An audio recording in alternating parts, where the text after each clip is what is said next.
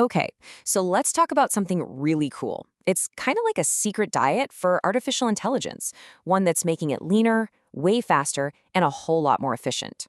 Our story kicks off with a real mystery. So picture this, it's March 25th, 2026. Google makes one little announcement, and the entire computer chip market just panics. Like full-on panic. How does that even happen? And I mean a real panic. The very next day, these huge companies, we're talking giants like Samsung and SK Hynix, their stock prices just tanked. And it all came down to these two strange words, TurboQuant. What is that? All right, so to get to the bottom of this, here's what we're going to do. We'll look at why everyone freaked out, then we'll break down this giant notepad problem that AI has. We'll see what TurboQuant actually is, how its two brilliant little ideas work, and then there's a twist. And finally, we'll look at what this all means for you. Okay, first up, the market panic. So seriously, why was everyone so scared? It's because this new thing, TurboQuant, it looked like it was about to break a really simple and really profitable rule that the whole AI world had been living by for years. For the longest time, the rule was super simple, right? If you want a smarter AI, you just throw more memory at it. More memory chips, more brain power. Easy. And for the companies making those chips, this was like a golden ticket. So what was the problem Google was even trying to solve here? Well, let's get into it. The best way to think about it is to imagine an AI is like a student, and it's stuck in a really, really long class, trying to take notes on everything. Now, this notepad has a fancy name. It's called the KV cache. And it's not the AI's permanent brain, its library of knowledge. Nope. It's more like a temporary sticky note, a little scratch pad it uses to remember what you just said so it can actually keep up with the conversation. But, and this is a huge problem, the longer you chat with the AI, the more notes it takes. And that digital notepad just grows and grows and grows. It becomes this massive, bloated thing that creates a huge traffic jam, slowing everything down and costing a ton of money to run. And to give you an idea of how big this problem is, check this out. If just 512 people are talking to a pretty normal AI at the same time, the memory just for their notepads would be 512 gigabytes. That's more memory than most really high-end computers have in total, just for the notepads. It's wild. Okay, so this is where Google swoops in with its big solution. It's called TurboQuant, and you can think of it like a magic trick. It's like an automatic summarizer for that giant, out-of-control notepad. And the results are just, wow. It shrinks that notepad by 6 times. It makes the AI run up to 8 times faster. And this is the really important part. It does all this without making the AI any dumber. Its accuracy is the same, and you don't even have to retrain the AI. So now you can see why the market freaked out, right? It looked like overnight, AI just didn't need nearly as many memory chips anymore. So how in the world does this magic trick work? What's the secret?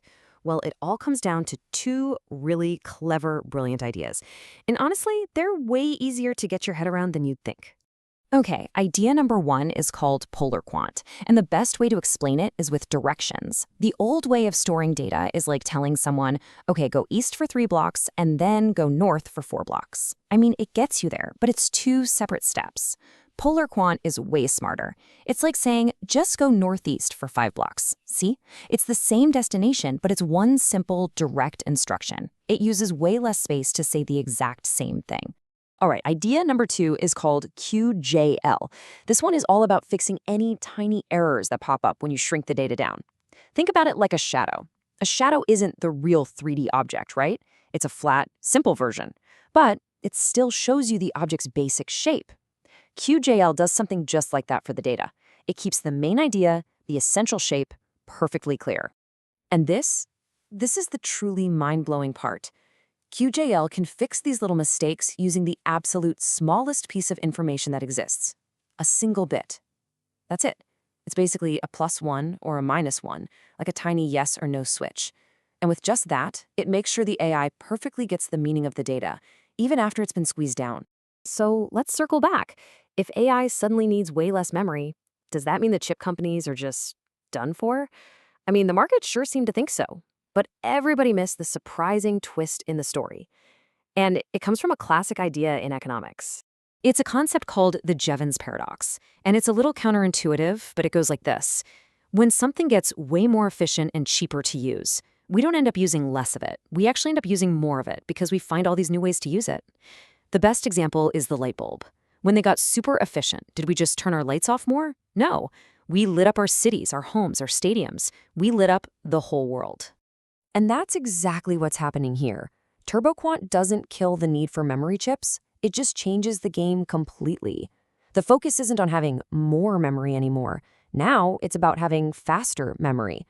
And because AI is suddenly so much cheaper and faster to run, it opens the door for us to put it, well, pretty much everywhere. So, what's the big takeaway for you in all this? This isn't just some nerdy story about chips and algorithms. No. This is about something that's going to change where and how every single one of us uses AI. Okay, so what does the next few years look like? Well, first, it's going to be a race for speed. Chip makers will be competing to make faster memory, not just bigger memory. Then, pretty soon, you're going to see powerful AI running right on your phone, on your computer, without needing a connection to some giant data center. And longer term, we'll see brand new kinds of hardware, chips built specifically for the super efficient, compressed AI. It literally puts the power of AI right into your hands. And that brings us all the way back to where we started, to that big mystery. Is TurboQuant the end of the road for the chip market? The market panicked because they thought it was. They saw a dead end. But the real answer is something else entirely. Because it's not an ending at all. It's the powerful engine for a whole new beginning. By making AI so much more efficient, TurboQuant is going to make it cheaper, put it in more places, and make it a bigger part of our lives than we ever thought possible. The future of AI being everywhere? Well, it's coming, and it's coming a lot faster than we thought.